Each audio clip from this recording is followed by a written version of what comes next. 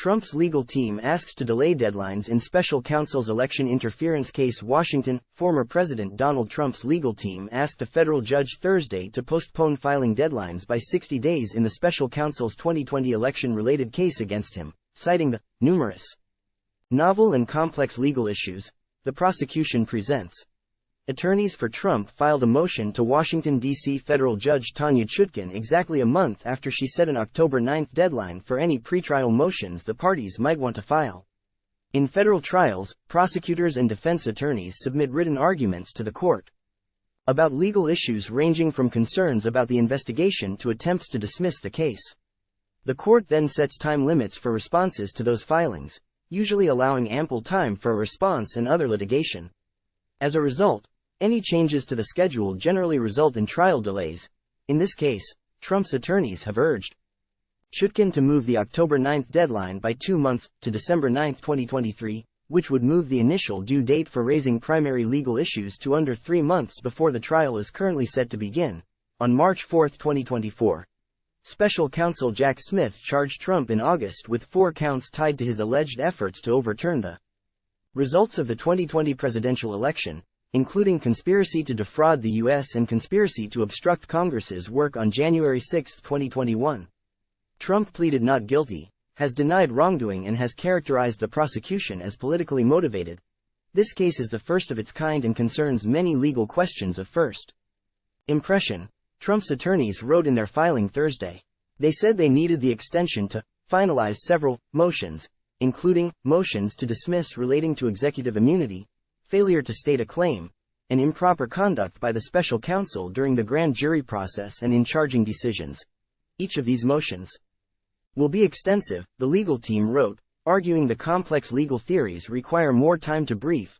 During previous hearings before Chutkan, Trump attorney John Lauro had indicated he would file a unique and extensive motion dealing with executive immunity and said he planned to raise First Amendment issues. Lauro also said in media interviews that Trump's team might try to move the prosecution outside of D.C. while Chutkan has yet to rule on Trump's current motion for delay. She indicated during an August 28 hearing that while she views the prosecution of the former president as historic, she does not see too many novel legal questions that needed to be addressed. The special counsel's office opposes the requested delay, according to Trump's filing. A spokesman for Smith declined to comment. The former president's defense attorneys also told Chutkan in their Thursday filing that they had begun to review 13 million pages of evidence provided to them by the Justice Department, while operating under an unprecedented trial setting mere months from the time of indictment, and needed more time to review their relevance. Trump's request for more time came just a day after Chutkan rejected his motion asking the judge to recuse herself from the case altogether. The judge wrote Wednesday that her comments condemning the January 6 attack during sentencing hearings for defendants connected to the Capitol breach, which Trump raised as disqualifying, do not manifest a deep-seated prejudice that would make fair judgment impossible. The standard for recusal based on statements with intrajudicial origins. On Thursday, Smith's team pushed back on another Trump request to delay proceedings, this time in the special counsel's case in Florida in which the former president and 2 aides are charged with unlawful retention of sensitive government records and obstruction.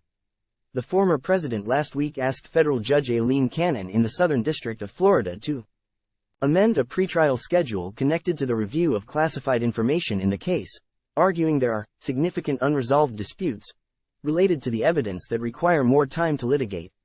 Prosecutors accused the defense of trying to intentionally derail both pretrial proceedings and this court's trial date, and revealed that 5 national defense documents that Trump is accused of illegally retaining are not authorized to be stored in the secure facility currently established for the review of sensitive documents in the case.